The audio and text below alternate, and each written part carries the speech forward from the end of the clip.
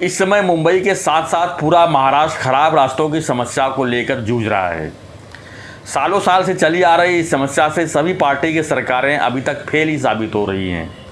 जबकि हर साल इंफ्रास्ट्रक्चर के नाम पे करोड़ों अरबों रुपए का बजट बनाया जाता है, लेकिन मानसून के पहले ही बरसात से पूरी सड़क की हालत ख़राब हो जाती है और घंटों लोग ट्रैफिक में अपना समय नष्ट करने को मजबूर हो जाते हैं।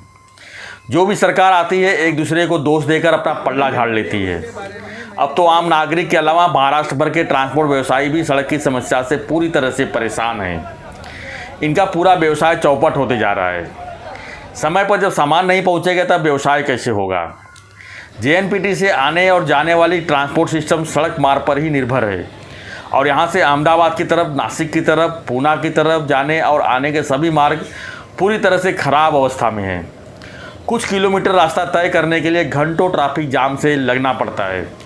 अब खराब रास्तों पर नियंत्रण पाने के लिए भारी वाहनों को नो एंट्री का समय सीमा भी बना दिया गया है, जिसकी वजह से ट्रांसपोर्ट व्यवसायी काफ़ी नाराज़ हैं।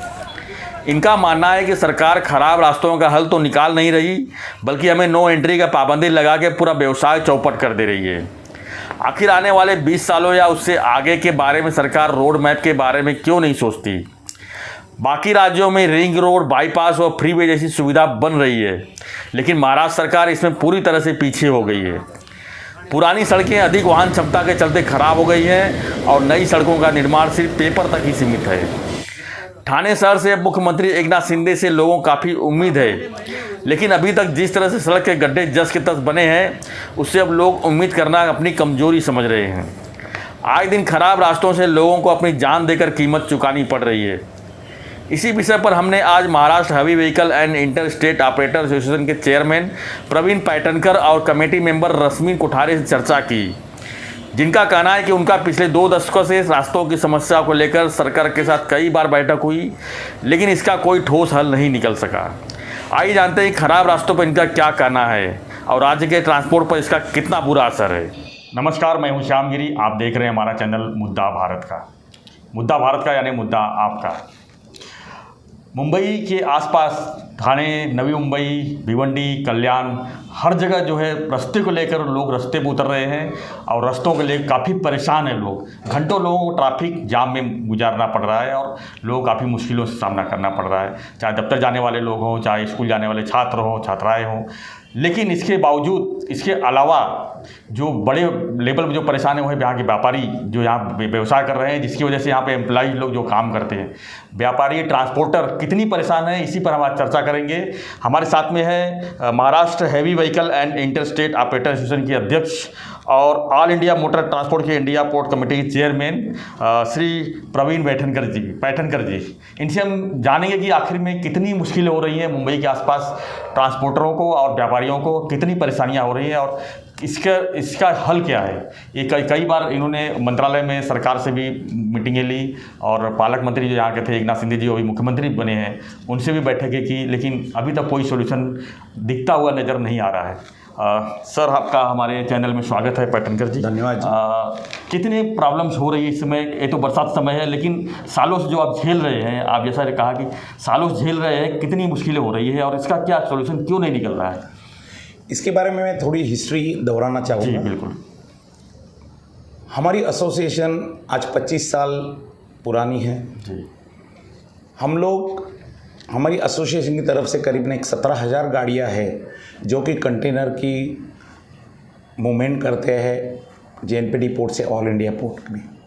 आज के तारीख में ऑल इंडिया में जितने पोर्ट्स है उसमें से करीबन 60% मूवमेंट सिर्फ और सिर्फ जेएनपीटी पोर्ट से होती है।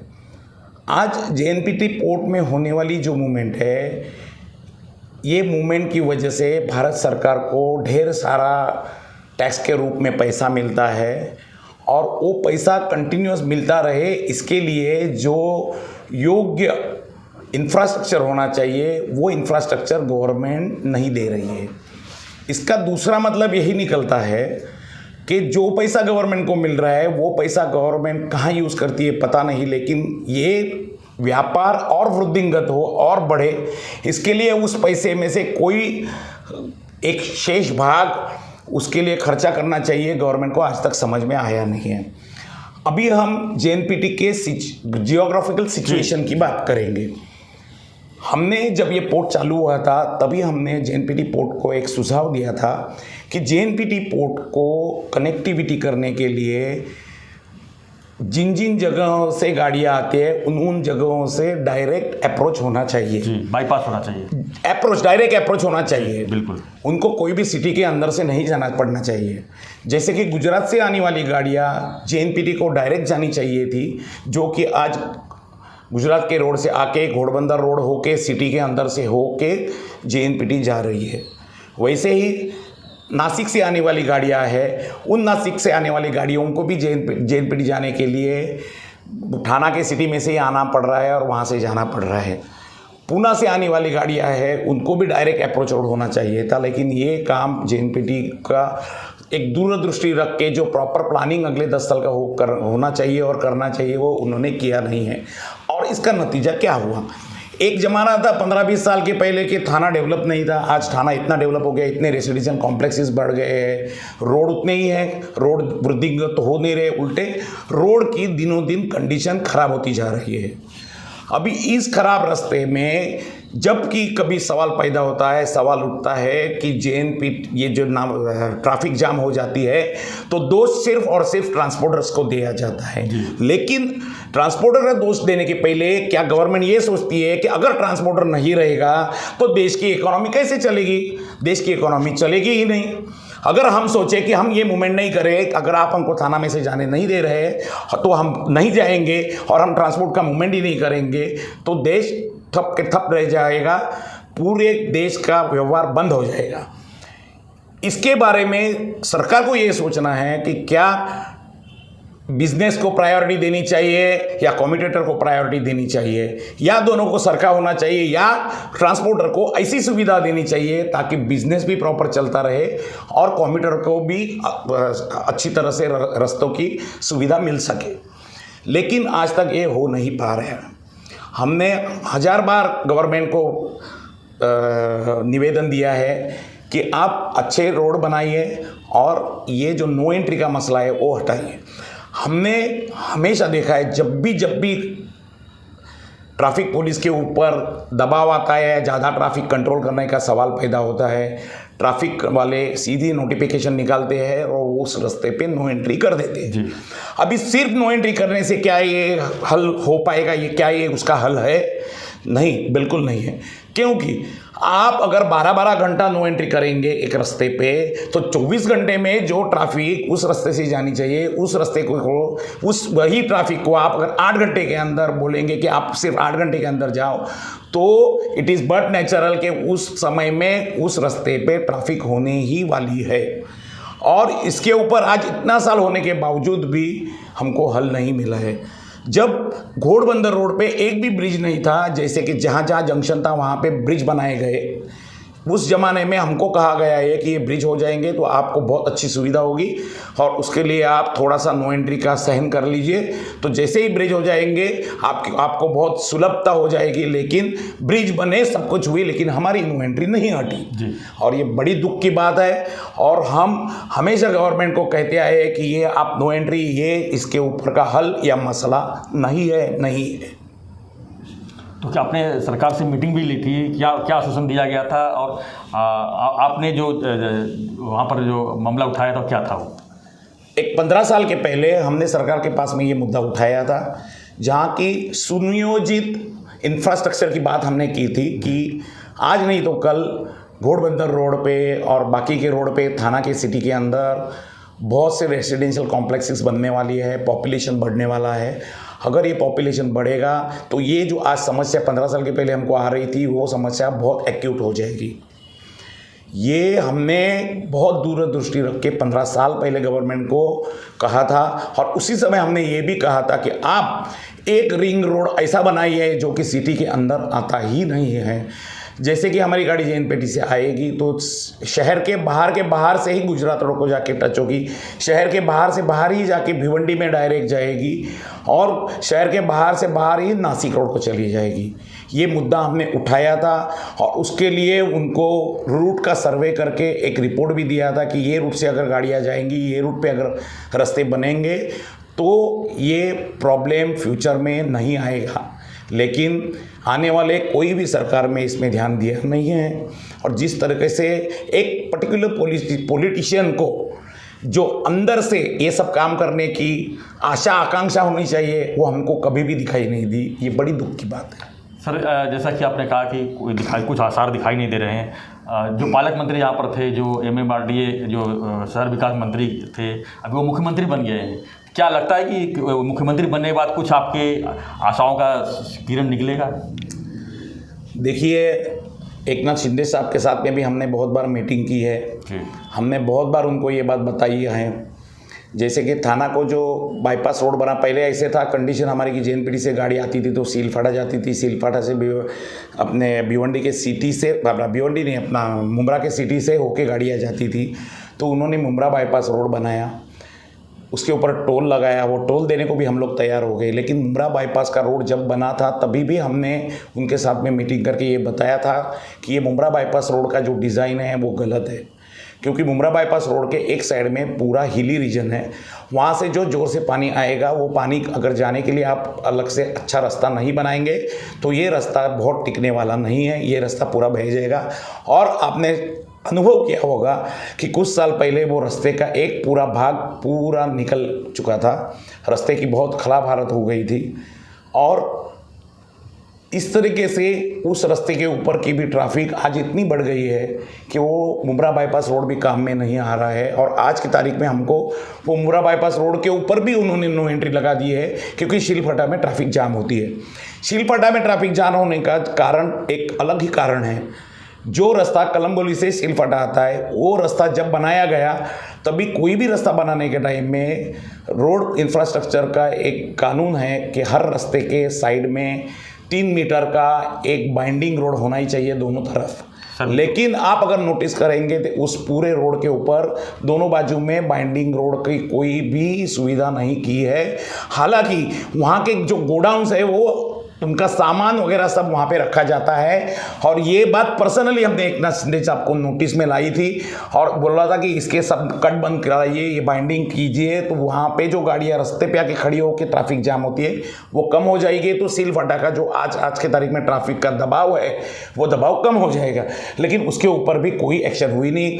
एकनाथ जी ने हमारे सामने जो MSRDC के सब लोग बैठे थे, बाकी के ऑफिसर्स बैठे थे, उनको बहुत उस समय तंबी दी थी कि ये 15 दिन के होना चाहिए। लेकिन 7 साल हुए लेकिन कुछ भी उसके ऊपर कोई भी मसला निकला नहीं है। और हर समय मैं ये बात बोलता हूँ कि ये बहुत ही दुख की बात है। धन्यवाद प्रवीण जी। तो ये थे प्रवीण पैठनकर जी, जो ट्रांसपोर्ट से जो Maharashtra heavy vehicle and interstate operator association के अध्यक्ष हैं।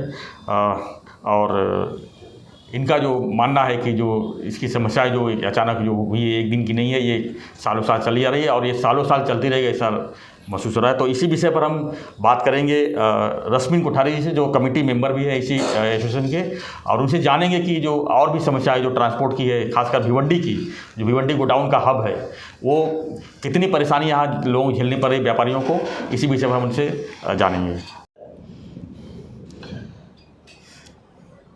Before I see the head in camera facing up. Yes. हाँ, done. रेडी? Yeah. इसी विषय पर चर्चा करने के लिए हमारे साथ में है रश्मिन कोठारी जी। रश्मिन कोठारी जी, आपका स्वागत है। आप क्या मानते हैं, क्या किसको जिम्मेदार मानते हैं कि जो इस तरह की समस्याएं उठी है, एक ट्रांसपोर्टर कितनी परेशानी हो रही है यहाँ पर? धन्यवाद श्याम भाई। इस मुद्दे का अगर देखा जाए तो बेसिक जो प्रॉब्लम है वो इंफ्रास्ट्रक्चर है। बिल्कुल। आज हम लोग ढाबा सेवा में 1989 से काम कर रहे हैं और ये जो भिवंडी बाईपास रोड है, लगभग उसको 30-32 साल हो गया है रोड को। तो जब आज 30 साल पहले रास्ते पे चलने वाले व्हीकल की क्या पॉपुलेशन थी और आज हम लोग 2022 में क्या पॉपुलेशन है, तो उसको अगर मद्देनज़र रखते देखा जाए तो वो जो रोड 4 लेन था वो आज भी 4 लेन ही है। तभी तो कुछ सालों तक तो काफ़ी अच्छी तरह वो मेंटेन किया था जो था। आज जो 4-5 साल 7 साल से देखो तो रोड जैसा कोई चीज़ ही नहीं है, मतलब उसमें खड्डे में ही हमारी गाड़ियाँ चल रही है। और इसका बुर्दन हम लोग अकेले खाली ट्रांसपोर्टर नहीं, इसका बुर्दन 2 व्हीलर पर चलने वाला, 4 व्हीलर वाला, बसेस हो, स्कूल बस हो, वो सब भुगत रहे हैं। 2 व्हीलर वाले खड्डे में गिर के उनकी कितनों की मौत हो जाती है। तो उसके लिए भी जिम्मेदार हम ट्रांसपोर्टर को गिना जाता है। दूसरी बात मैं आपसे ये शेयर करना चाहूँगा कि आज इंडिया का लीडिंग पोर्ट हमको जो नसीब से मिला है महाराष्ट्र को, जो वो एक समय में तो ये फर्स्ट नंबर पोर्ट था, आज मुंद्रा ने उसको टेक ओवर करके हम लोग 2 नंबर पे ऑलरेडी आ चुके हैं। उसमें देखा जाए तो जो भी प्रॉब्लम है, आज यहाँ से उद्योग बाहर क्यों जा रहे हैं, अगर देखा जाए तो हमारी नेबरिंग स्टेट गुजरात है। गुजरात में आज हजीरा पोर्ट है। हजीरा पोर्ट से NH-48 का डिस्टेंस 50 किलोमीटर है, जो कि 6 लेन ऑलरेडी है और साइड में सर्विस रोड भी दिया गया है। उसमें 1 मिनट का भी नो एंट्री नहीं है। तो आज ये उद्योग धंधा बाहर जाने का रीज़न इंफ्रास्ट्रक्चर भी है। अगर हमको अच्छा रोड नहीं मिलेगा, अगर हम इंडस्ट्रियलिस्ट हैं, तो हम भी दूसरा कोई ऑप्शन देखने चाहेंगे। आज हमारे ऊपर 24 घंटे में से 15 घंटा नो एंट्री है। हमको रात को 11 से 5 और दिन में 12 से 4 ही गाड़ियाँ चलाने का अलाउड है, जो कि बहुत कम है। और ये जो 4 घंटे के लिए, जैसे हमारे प्रेसिडेंट साहब ने बताया कि अगर 7 घंटे के लिए या 4 घंटे के लिए गाड़ियाँ हमारी छोड़ी जाती है, तो वो क्लियर होता ही नहीं है और पूरा केओस साथ में हो जाता है। तो ये बड़ा दुर्भाग्य का बात है कि रास्ते की मतलब जो गुणवत्ता है वो सुधारी जाए। और जो 2009 से मेरे जानकारी मुजब अलीबाग पनवेल विरार कॉरिडोर जो ऑन पेपर है, जो कि अभी तक उसका कुछ भी सुनाई नहीं दे रहा है कब वो बनेगा। अगर वो बनता है तो हमारी कम से कम 1 वे लीड 40 किलोमीटर कम हो जाएगी। जो आज हम पूरा नावाशिवा से चल के पनवेल आते हैं, कलम्बोली से लेके न्यू बॉम्बे, मुमरा, थाना, घोड़बंदर, वसई होके जाते हैं, वो पनवेल से डायरेक्ट विरार जाएगा। तो आने जाने में लगभग 70 से 80 किलोमीटर का लीड कम हो जाएगा, जिसकी वजह से एक तो ये सिटी पूरा हैवी ट्रैफिक फ्री हो जाएगा, हमारा फॉरेन एक्सचेंज बचेगा और उतना पॉल्यूशन भी कम होगा। इसके बारे में हमने पिछले शनिवार को जाके हम लोग खारीगांव टोल नाके पे गए थे।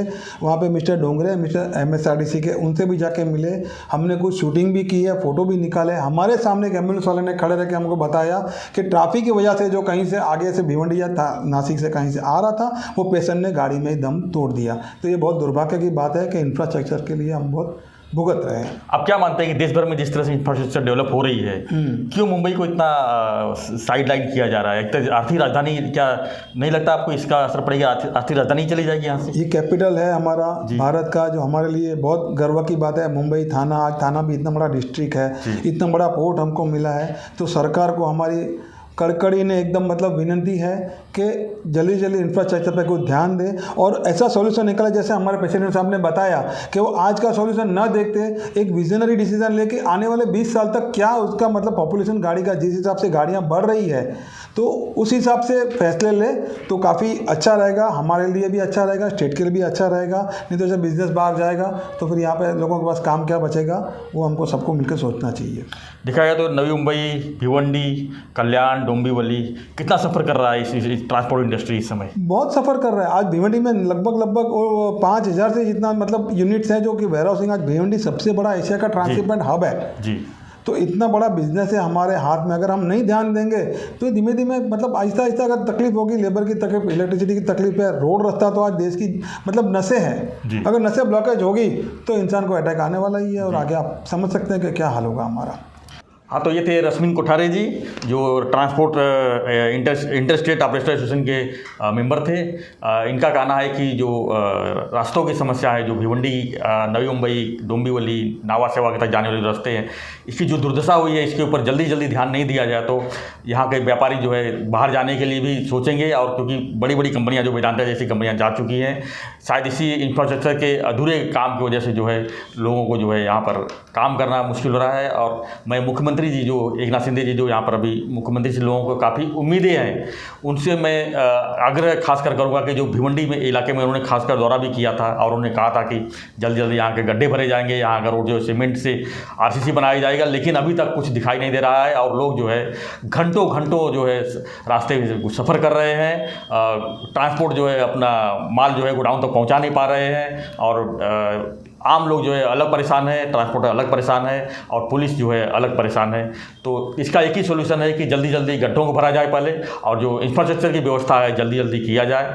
तो हम उम्मीद करेंगे कि मुख्यमंत्री जी इस ओर अपना जरूर ध्यान देंगे और लोगों की समस्याएं जल्दी जल्दी शांत होगी। धन्यवाद। जय हिंद, जय महाराष्ट्र।